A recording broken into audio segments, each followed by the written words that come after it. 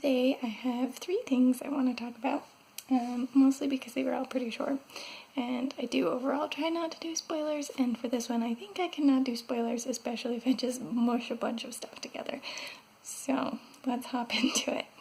First off, let's talk about the Avengers Academy orientation, which if you watched my February TBR, you'll probably recognize because it was from clear back then. Oops, it was due soon, so I had to finish it. And it's not that this was like a bad story. I really enjoy the different characters like Miles Morales and Kamala Khan and Doreen Green. They're all fun characters. I think more so than like that kind of thing, this story was hard for me to get through because of the formatting, because it is sort of graphic novel style. You've got scenes that are like, here's some text messages. You've got some that's like the fan fiction blog that they're writing on. You've got some that's a little more like a traditional comic. And so shifting through all those different narrative types got really confusing for me. Sometimes I couldn't always quite tell what was going on.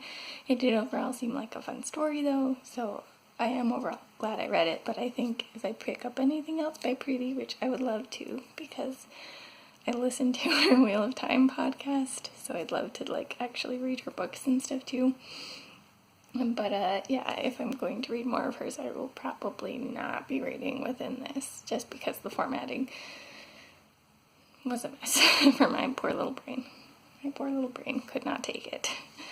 Speaking of things that were hard for my brain to take, the next book I have that's actually from this month's TBR is The Factory by Hiroko Oyamada. This one is kind of a surrealist piece. We follow 3 people who are working in this factory. We don't know what the factory does, and they all have kind of different jobs within the factory. And it's just kind of a surreal, maybe absurd, depending on how those things are classified, kind of adventure. I loved that sort of stuff. Those aspects of it were really cool. But this one I had some trouble with, which I don't know if it's just because it's a translation, and so originally the Japanese was formatted in just humongous paragraphs that take up like a whole page, or if because it's like a translation, the person who translated it didn't know how to turn the Japanese into more traditional paragraphs. But that was really difficult. And there were times with some of the paragraphs too where you'd be reading something and then it would jump to a different scene in the middle of a paragraph, which if you're writing a surreal thing, I can see wanting to make jumps like that, but can you please at least signify it to me with like a paragraph break so that I know that something has changed? That happening in the middle of the paragraphs was just a little hard for my brain to take conceptually. But again, I did really like it as like a concept, and the characters were all really interesting. One of them is a bryologist, so he like studies mosses and stuff, and I took a class in college where I learned about plant evolution, and one of the things we talked about was mosses, and the book doesn't go like super into details about it, but I was like, oh my gosh, someone who studies the things.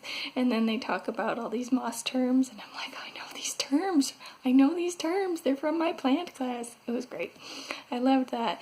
Also, random fact about me, but one of the characters in here works as a paper shredder, and that job sounded oh so relaxing and nice. I could get so much writing done in my head with a nice job that's just repetitive, like shredding papers all day long. Oh, it would be so nice. Alas, not quite how work is right now. I have to pay a little more attention to detail than just shredding papers right now. But maybe someday I'll be able to just write. We'll see. Anyways, that's The Factory. I did pick this one up because I was hoping to read a different book by this author, and alas, my library didn't have it, so I had picked this one up to see if I liked the author. I do think I'll try to find more books by this author, because I did enjoy it. It's just, I hope that either the translation is a little different, and whether or not it was originally written that way in the Japanese, they format the paragraphs a little differently. Those are silly complaints, I know. But it took me like 3 days to read this, and 200 pages, which is too much as far as I'm concerned. So that's why I'm complaining about it, because normally a short book like this would not take that long.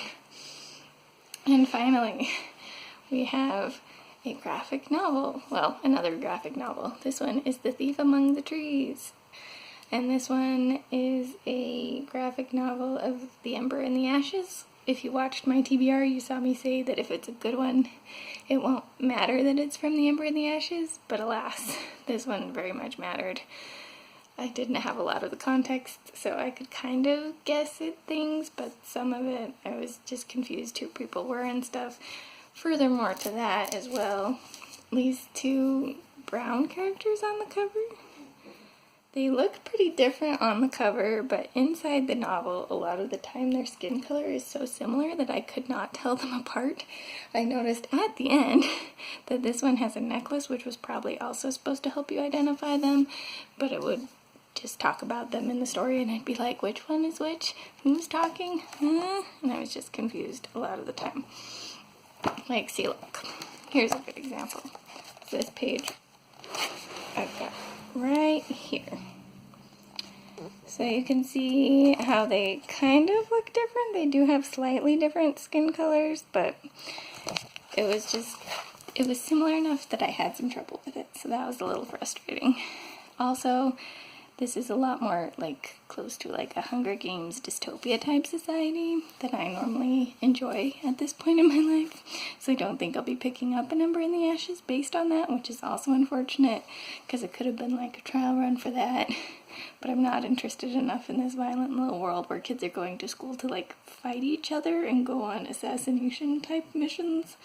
Again, I'm a little unclear on what the overall arching thing is because I haven't read An Ember in the Ashes, but it was a bit much. a little bit much for me. But yeah, that's my 3 books that I've got that I wanted to do a quick review for. If you've read any of these, feel free to share your comments and thoughts down below. If you want to read any, again, feel free to comment down below. I am happy to share thoughts and opinions in either direction. Yeah, if you've read like An Ember in the Ashes and think I should really read it even though I didn't like the graphic novel, feel free to share that kind of thing down below. If you have any recommendations based on these, again, let me know. I just love getting the recommendations and stuff. But I think that's all I've got for now. This is the Umlaut Harper signing out.